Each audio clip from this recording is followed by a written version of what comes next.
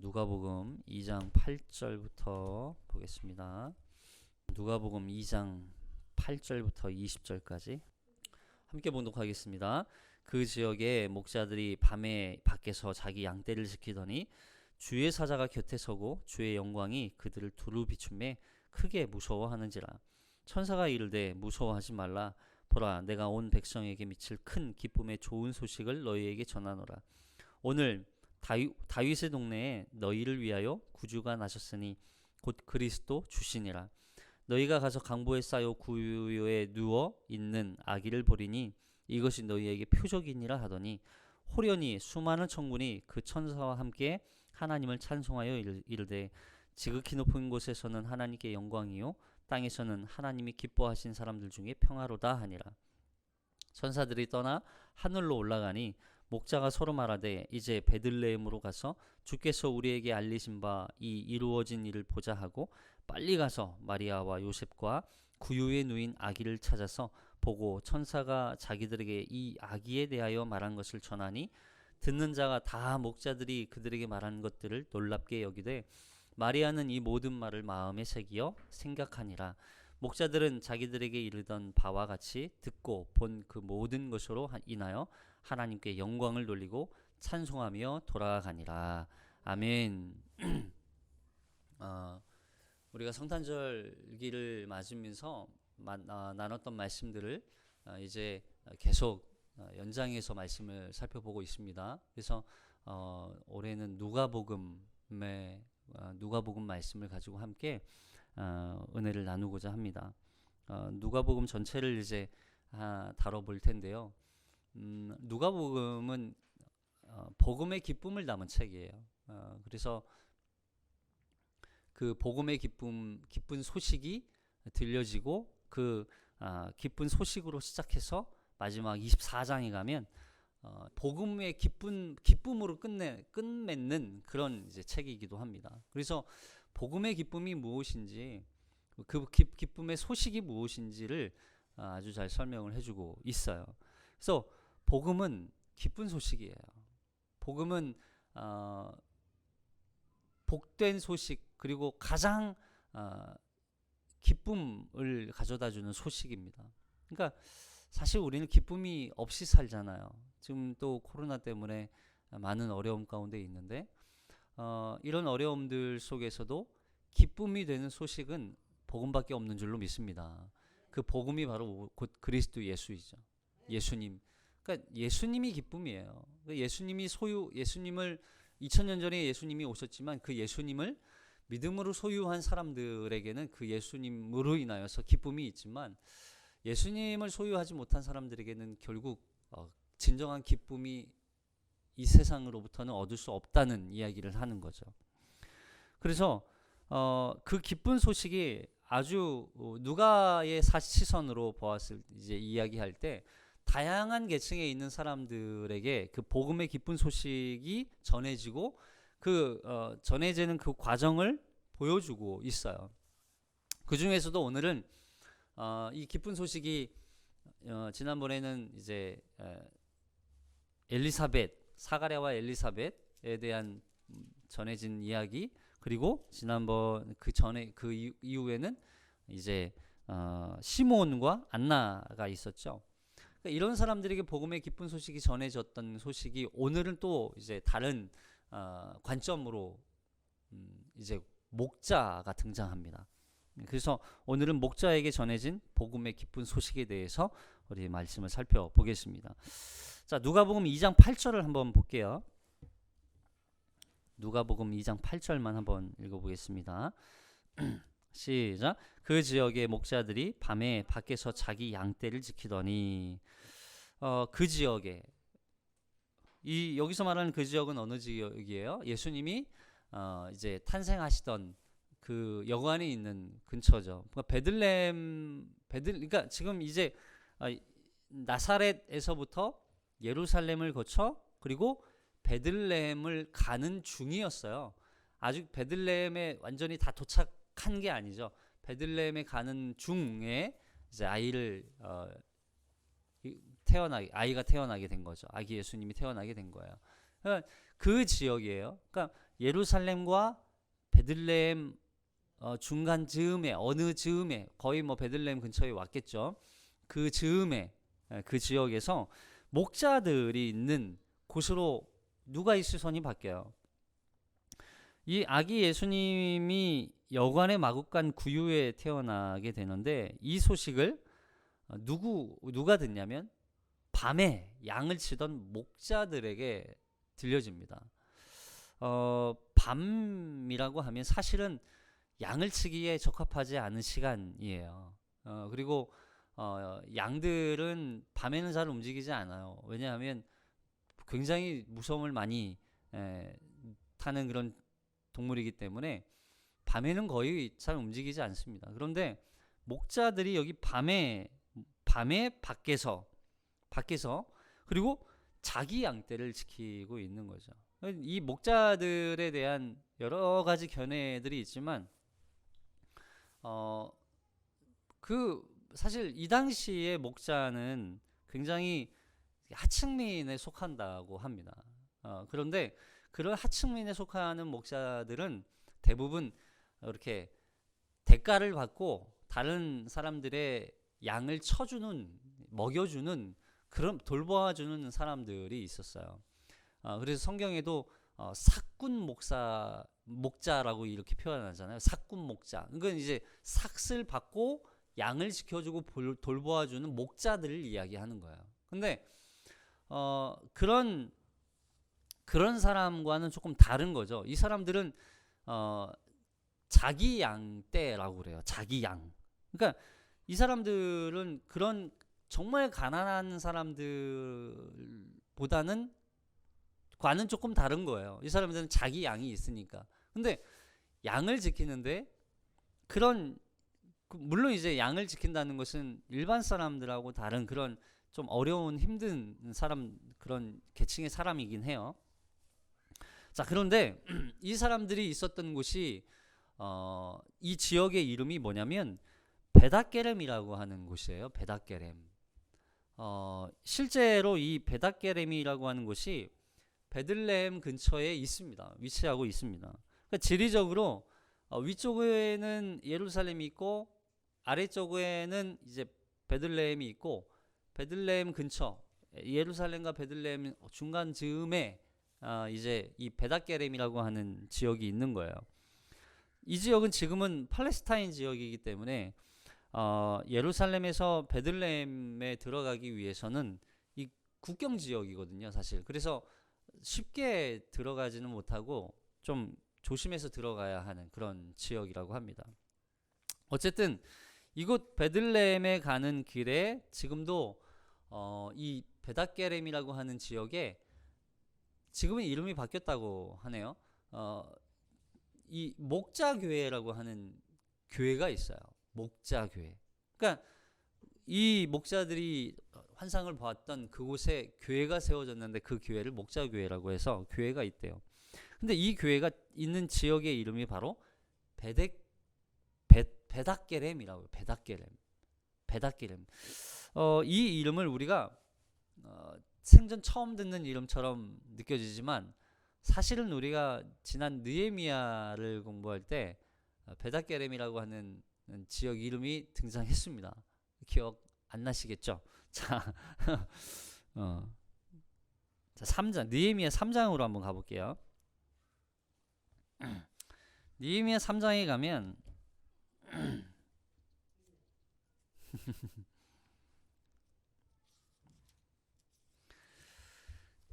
느헤미야서는 느헤미야가 이 성벽을 재건하는 그런 사역을 감당했던 성경이잖아요. 느헤미야 3장 14절에 가면 자, 14절 분문은 시작. 분문은 베닷게렘 지방을 다스리는 레갑의 아들 말기야가 중수하여 문을 세우며 문짝을 달고 좌물쇠와 빗장을 갖추었고. 분문은 누가 했대요? 베닷게렘 지방을 다스리는 레갑의 아들 말기야가 중수했대요. 분문이 어디예요? 분문은 이 그 느헤미야가 중수했던 성벽 중에 제일 아래쪽에 있는 문입니다. 이 분문은 말 그대로 오물을 버리는 문이에요. 그래서 똥이나 어떤 배설물을 버리는 그런 곳이었어요. 그래서 이곳은 그 약간 계곡 같은 그런 곳이 있어서 아래로 그냥 이렇게 던져버리는 거죠.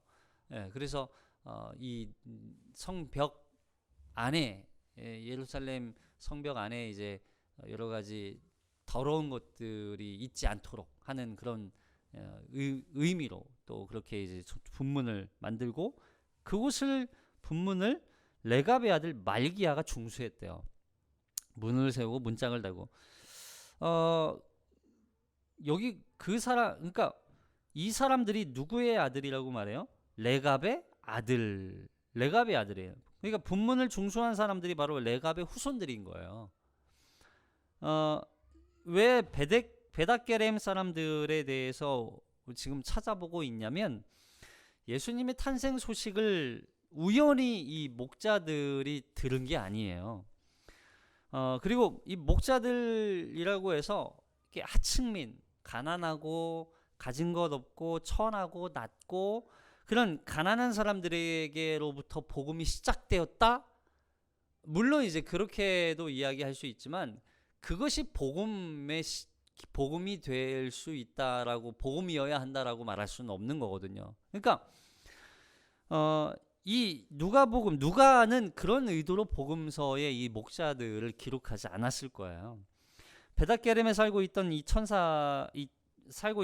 이 목자들에게 천사가 나타나서 메시아의 탄생 소식을 전해준 이 목자들이 과연 누구냐가 중요한 거야. 이 사람들이 왜 여기에서 이 복된 소식을 들었느냐, 도대체 이 사람들이 누구길래, 누구기에 이 소식을 처음 듣게 되었을까. 자, 그래서 그걸 이제 살펴보기 위한 거예요. 아주 중요한 의미가 담겨 있기 때문에. 계속해서 여기 베닷게렘 지방에 사는 레갑의 후손들이 분문을 중수했는데, 그렇다면 이 레갑의 후손들은 왜 여기 베닷게렘에 살게 되었을까? 자, 우리가 예레미야서로 가볼게요. 예레미야서로 가면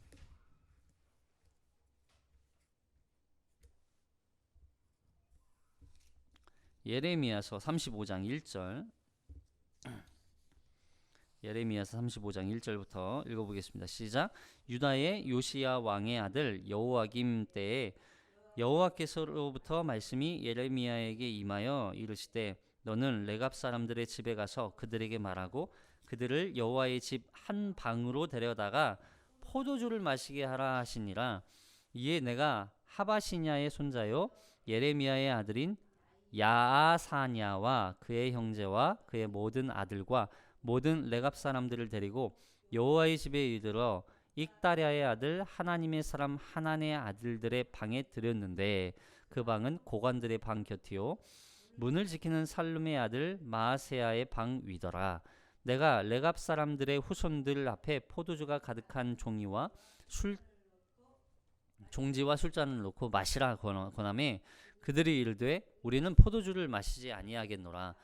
레갑의 아들 우리 선조 요나답이 우리에게 명령하여 이르기를, 너희와 너희 손자는 영원히 포도주를 마시지 말며 너희가 집도 짓지 말며 파종도 하지 말며 포도원을 소유하지도 말고 너희는 평생 동안 장막에 살아라. 그리하면 너희가 머물러 사는 땅에서 너희 생명이 길리라 하였느니라. 우리가 레갑의 아들 우리 선조 요나답이 우리에게 명령한 모든 말을 순종하여 우리와 우리 아내와 자녀가 평생 동안 포도주를 마시지 아니하며 살 집도 짓지 아니하며 포도원이나 밭이나 종자도 가지지 아니하고 장막에 살면서 우리 선조 요나답이 우리에게 명령한 대로 다 지켜 행하였노라. 보세요. 예레미야에게 하나님께서 예레미야에게 이제 말씀을 주시는 거예요. 가서 레갑 사람들을 한 방에다 모아놓고 그들이 포도주를 마시는지 안 마시는지 시험해봐라, 그렇게 얘기하는 거예요. 그래서 그 시험, 이건 이제 이 레갑의 후손들이 과연 이 시험은 그거예요. 과연 이 레갑의 후손들이 정말 하나님을 믿고 있는지, 하나님을 섬기는지, 그리고 조상들의 이 명령이죠. 요나답으로부터 내려온 이 조상들의 명령을 정말 지키고 있는지를 시험해 보고 있는 거예요. 왜 시험하냐면 이들이 정말 하나님을 섬기는지를 정확하게 확인하고 있는 거죠. 여기 보세요. 요나답이 나와요. 요나답, 레갑의 아들 우리 선조 요나답이 우리에게 명령하여 이르기를. 이 사람이 이때로부터 300년 전 사람입니다. 300여 년 전 사람, 조상이에요. 그러니까 300여 년 전에 조상이었던 이 요나답이 후손들에게 명령하는 거예요. 레갑의 아들 요나답, 이 여호나답이라고 하는 이름으로도 쓰이는데 후손들에게 우리 가문은 이제 앞으로 영원토록 하나님을 섬기는 일을 하는 가문이다. 그래서 앞으로 무슨 일이 있어도 포도주를 마시지 말고, 그리고 집을 짓지 마라. 집 짓지 마라. 장막을 텐트에서만 살아라. 정착 생활하지 말고 유목민만으로 살아라. 그렇게 이제 명령을 한 거예요. 이 요나답이 한 명령을 300여 년이 지난 이후 이 후손들이 여전히 그걸 지키고 살아가고 있는 거죠. 여러분, 근데 이 요나답은 어떤 사람이냐면 이 아합이라는 왕이 있어요. 이 남유다에 아합이라는 왕이 하나님 앞에서 악을 행하게 되자 그때 예후라는 이제 또 왕을 하나님이 들어서 이 아합을 치시죠. 심판하시죠. 그때 요나답이 함께 그 일을 감당합니다. 여기 열왕기하 10장 11절에 보면 열왕기하 10장 11절 볼게요. 시작. 여호가 아합의 집에 속한 이스라엘에 남아있는 자를 다 죽이고 또 그의 귀족들과 신뢰받는 자들과 제사장들을 죽이되 그에게 속한 자를 하나도 생존자를 남기지 아니하였더라. 여기까지요. 예후가 아합의 집에 속한 이스라엘에 남아있는 자를 다 죽이죠. 그러니까 아합 가문을 심판하는 거예요. 하나님께서 예후를 통해서. 그때 그렇게 제사장도 죽이고 뭐 자녀들도 다 죽이고 하나도 생존자를 남기지 않았어요. 그때 15절에 보니까 예후가 시작. 예후가 거기에서 떠나가다가 자기를 맞이하러 오는 레갑의 아들 여호나답을 만난지라. 그의 안부를 묻고 그에게 이르되 내 마음이 내 마음을 향하여 진실함과 같이 내 마음도 진실하냐 하니 여호나답이 대답하되 그러하니이다. 이르되 그러면 나와 손을 잡자. 손을 잡으니 예후가 끌어 병거에 올리며.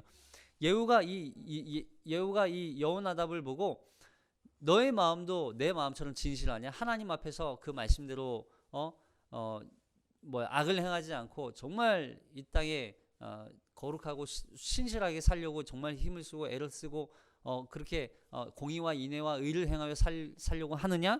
너도 그 마음과 진실함과 같으니? 그랬더니 여호나답도 그런 거예요. 요나답도 예, 그렇습니다. 그래서 예후가 이 요나답을 손을 끌고 자기의 병거에 태워서 함께 이제는 그 일을 감당하는 거죠. 그러니까 개혁 운동을 같이 했던 인물이에요.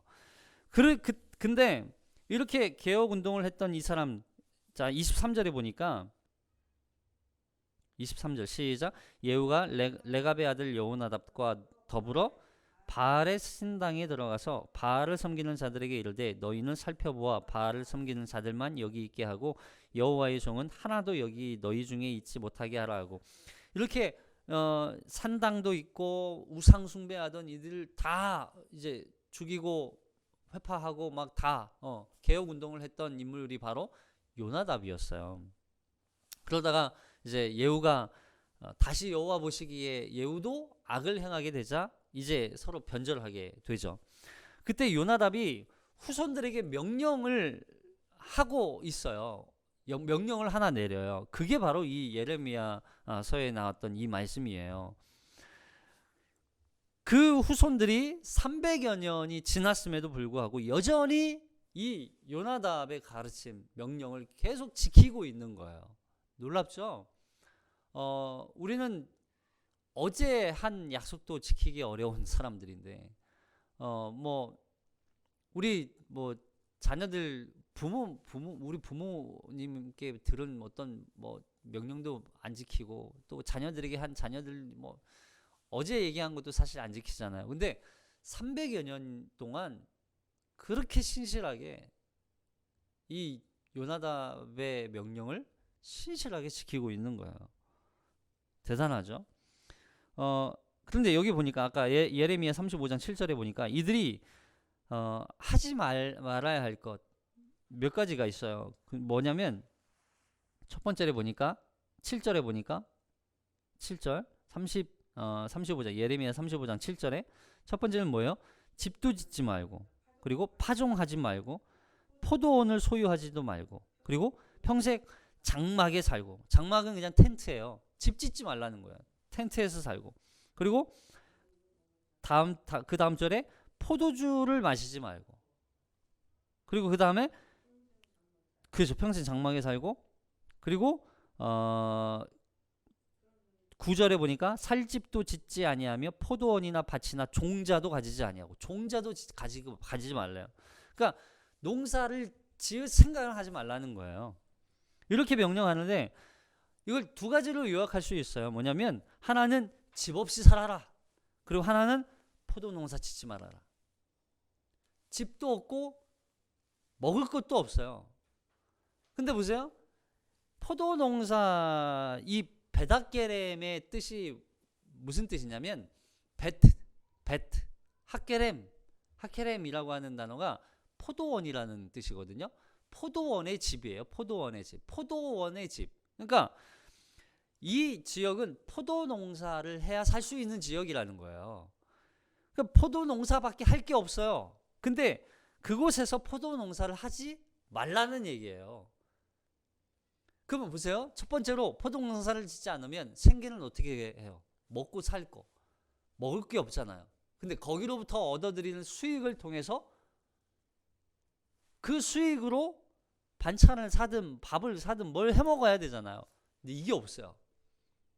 결국 생계가 안 되는 상황이에요. 근데 그걸 포기하는 거죠.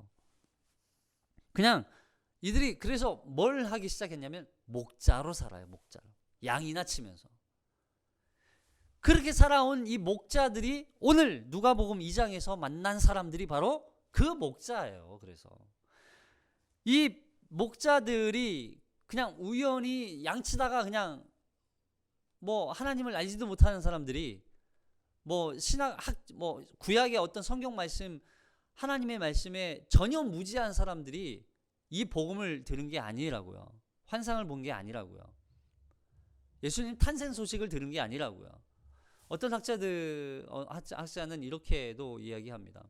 목자들이 배운 게 없었기 때문에 복음의 순수성을 유지하고 또 이 순수성을 전하기 위해서 전달해주기 위해서 변질 없이 복음답게 복음으로서만 전해줄 수 있는 방법으로 목자를 선택했다라고 이제 이야기하지만 물론 그거보다는 이 베닷게렘에서 여전히 목자로서 그 조상들 레갑의 후손으로 그 약속을 바라보면서 하나님의 이 요나답의 명령을 지키면서 자기의 생계를 포기하고 버리고 그 그리스도 오심, 메시아의 오심을 기대하고 갈망하며 소망하면서 살아왔던 이 목자들의 삶이 여기에 나타나고 있는 거예요. 괜히 이 기쁜 소식을 그들이 들은 게 아니라고요. 다른 사람처럼 이 사람들도 레갑의 후손이지만 우리 느헤미야서 공부할 때도 그랬잖아요. 그 견고한 언약을 세웠는데 그 자식들은 바뀔 수 있잖아요. 그 자식들은 여전히 그냥 세상 사람처럼 변질되어서 살아갈 수 있잖아요. 근데 그 약속을 지키기 위해서 견고한 언약을 세우고 거기에 공문서로 작성하고 이 언약을 세운 이 언약식을 다시 공적으로 선포하고 왜 해요? 이게 생명이기 때문에 그런 거예요. 그리스도 오심을 기다리는 사람들이 왜 기다려요? 진정한 위로가 주님 예수 그리스도이시라는 걸 그들은 알기 때문에 이 예수를 생명으로 이들은 기다리는 거예요. 여러분, 그냥 일반 사람들처럼 다른 사람들처럼 그냥 편하게 살 수 있어요. 포도농사, 포도주만 안 마시면 되지 뭐 하면서 포도농사 질 수 있어요. 근데 포도 종자조차도 가지지 않아요. 왜냐하면 이들이 그 신앙이 변질될까 봐. 여러분, 우리 정말 이 땅에서 그리스도인으로 살아가는 거 정말 쉬운 일은 아니죠. 그러나 더 어려운 건 뭐냐면 내가 변질되지 않기 위해서 믿음을 지키는 거, 그리고 하나님의 말씀을 지키는 거, 이게 정말 어려운 거예요. 그냥 평범하게 그냥 다른 사람처럼 살면 돼요. 편안하게. 예? 그냥 포도 농사 지면서 직장 다니면서 또 내가 농사 지으면서 사업하면서 평범하게 그냥 살 수 있다고요. 그런데 그렇게 하지 않고 그걸 다 포기하고 그냥 힘들고 어려운 길을 선택하는 이유가 뭐예요? 내가 하나님 앞에 믿음이 변질되지 않기 위해서. 레갑의 후손들은 참 유별나다고 말할 수 있어요. 근데 여러분, 우리 그리스도인 자체가 바로 유별난 사람이에요. 그냥 양치면서 하루하루 버티면서 생계가 힘들고 어렵지만 그럼에도 불구하고 생존의 문제를 그냥 하나님 앞에 맡겨놓고 살아가는 사람들이 바로 이 레갑의 후손들이에요. 레갑의 후손으로 조상들이 전해준 그 명령을 지키면서 힘들고 어렵게 살아가죠. 자, 근데 보세요. 그 사람들이 이 사람들이 어떤 위로를 받게 되었냐면 나중에, 여러분, 이 사람들은 이 바벨론에 의해서 이 예루살렘이 망하고 다 망할 때 이 사람들은, 그리고 다 포로로 끌려갈 때 이 사람들은 포로로 끌려가지 않아요. 목자들이기 때문에. 다른 사람들은 뭐 좀 가졌다, 좀 배웠다, 다 끌려가죠. 근데 목자들, 이 레갑의 후손들은 끌려가지 않아요. 여전히 이곳에서 그리스도의 오심을 기다리면서 여기에서 양을 치면서 살아갔어요. 자, 계속해서 살펴보면 이제 천사들의 이 소식을 들은 목자들이 어떻게 했을까요? 9절에서 천사를 봤을 때는 두려워 떨죠. 이 9절, 주의 사자가 곁에 서고 주의 영광이 그들을 두루 비춤에 크게 무서워하는지라. 그 영광 앞에서는 무서워했어요. 근데 복된 소식이 아기 예수가 태어났다는 하늘에 있는 영광이요 땅에는 기뻐하시는 자들의 평화로다 딱 듣고 천사들이 하늘로 올라가고 사라지니까 그때 목자들이 정신 차리고 보니까 예수 메시아가 태어났다고. 그리고서 뭐 서로 뭐라고 그래요? 15절에 보니까 15절을 볼게요. 시작. 천사들이 떠나 하늘로 올라가니 목자가 서로 말하되 이제 베들레헴으로 가서 주께서 우리에게 알리신 바 이 이루어진 일을 보자 하고 서로 뭐래요? 서로 말하되 야, 우리 베들레헴 빨리 가자. 야, 베들레헴 예수 그리스도 메시아가 태어났대. 베들레헴으로 가자. 누구 한 사람이 얘기한 게 아니라 서로 기쁨으로 즉시. 그러니까 메시아가 오실 것을 이들은 그만큼 기대하고 고대하고 기다려 준비했던 거예요. 그 어렵고 힘든 시기를 버티며 견디며 인내하며 살아올 수 있었던 이유가 뭐예요? 메시아가 태어난다는 그 소식 때문이라는 거예요. 생각해 보세요. 이 소식을 듣고 아기 예수님을 만나러 달려가는 이들의 마음이 어땠을까요? 막 기쁨도 있었겠죠. 환희도 있었겠죠. 근데 한편으로는 그동안 그 힘들고 어렵게 살아왔던 그들의 이 어려운 이 시간을 버티며 견디며 살아왔던 그들의 인생이 막 주마등처럼 막 지나가면서 이런 마음이 있었을 거예요. 기쁨과 슬픔이 막 공존하는 그런 마음. 이해되세요? 너무나 기쁘고 슬프고 너무나 기쁘고 행복하고 감격스럽고 환희가 넘치지만 그동안 자기네가 살아왔던 그 고통의 시간, 견디며 살아왔던 그 고통의 인내의 시간이 막 지나가면서 눈물도 흘리면서 막 뛰어가지 않았을까요? 여러분, 이게 바로 우리가 주님을 기다리면서 살아갈 때 우리가 느끼는 감정이어야 돼요. 그리고 주님을 만날 때 우리가 느끼는 감정이에요. 느끼는 마음이에요. 주님을 우리가 어떻게 이 땅에서 살아가요?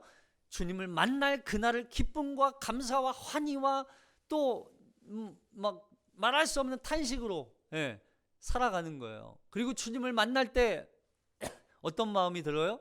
그동안 우리가 믿음을 지키며 살아왔던, 인내하며 살아왔던, 달려왔던 우리의 인생이 주마등처럼 지나가면서 주님 품 안에 안길 때 그 환희와 그 감격을 누리는 거예요.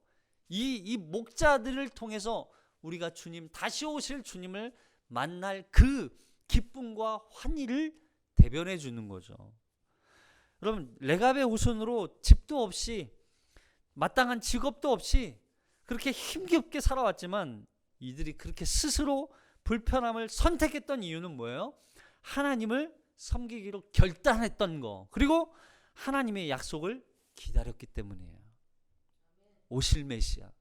여러분, 우리는 다시 오실 메시아를 기다리는 거예요. 그리고 이 두 가지를 신실하게, 신앙은요 항상 신뢰이면서 그 신뢰가 변하지 않는 게 신앙이에요. 신뢰했어요? 근데 변해요? 그럴 수 없어요. 변하지 않는 신뢰는 신뢰가 변해서는 안 되는 거예요. 그래서 신앙은 항상 두 가지. 신뢰, 우리 하나님을 신뢰해요. 우리 주님 다시 오실 그날을 기다리면서 신뢰해요. 그게 변하지 않는 거예요. 그게 신앙이에요. 왜 천사가 목자들에게 나타나서 복음의 기쁜 소식을 전해 주었어요? 우연이에요? 아니면 이들이 불쌍해서요? 아니요. 그들이 하나님의 약속을 붙들고 주님의 이 땅에 오실 메시아를 기다리고 소망하고 있었기 때문에, 그리고 그 기다림과 소망을 가지고 거룩하고 정결하게 그들에게 조상 레갑의 후손으로서 요나답이 명령했던 그 말씀을 신실하게 지키며 살아왔던 거. 그래서요, 우리는요 거룩을 어떻게 만들어요? 우리의 삶으로 만드는 거예요. 우리의 삶의 모습으로 거룩함을 만들어내는 거예요. 이것이 오늘 우리가 가져야 할 마음이고 자세입니다. 우리는 성탄절에만 주님을 기다리는 사람이 아니에요. 2000년 전에 예수님은 이미 오셨어요. 그 오신 주님을 기쁨으로 송축해야죠. 그리고 다시 오실 주님을 기쁨으로 준비해야죠. 기다리는 거죠. 소망하면서. 그리고 그 날을 이제 성령의 충만함으로 성령과 함께, 성령님과 함께 이제는 거룩하고 이들이 그 명령을 지키며 순종하며 살아왔던 것처럼 우리의 삶도 거룩하고 신실하게 우리의 삶을 살아내는 거, 그게 우리 앞에 놓여진 삶이에요. 여러분, 우리는 매일매일 하루하루가 그래서 주님을 기다리는 삶을 사는 사람들이에요. 여기 기다린다는 것이 그냥 무의미하게 아무것도 하지 않고 살아간다는 게, 기다린다는 게 아니에요. 이건 여기 기다린다는 건 여기 사도행전 24장 15절에 보세요. 사도행전 24장 15절. 아무것도 하지 않고 기다리는 그런 의미가 아니에요. 24장 15절 보세요. 시작. 그들이 기다리는 바 하나님께 향한 소망을 나도 가졌으니 곧 의인과 악인의 부활이 있으리라 함이라. 여러분, 마지막 때에 다시 부활의 때 예수 그리스도께서 오셔서 우리를 부활하게 하실 그날이 있다는 것을 우리는 하나님께 향한 소망으로 기다리는 거예요. 소망으로 기다리는 거예요. 소망이 있기 때문에 기다리는 거예요. 그래서 아무것도 하지 않고 기다리는 게 아니라 그 소망으로 우리가 거룩하게 기다리는 거예요. 신실하게 기다리는 거예요. 순결하게 기다리는 거예요. 이게 그리스도의 신부로서 이 땅에서 기다리는 신부의 삶이에요. 우리는 신부예요. 그리스도의 신부. 그 신부로서 이제 이 땅에서 거룩 지키며 살아가는, 구별된 자로서의 삶을 살아가는 거예요. 2021년 시작되었습니다. 근데 우리는 새해를 어떻게 시작해요? 그냥 작년과 똑같은 마음으로 2021년 한 해가 시작되었죠. 뭐 달라졌어요?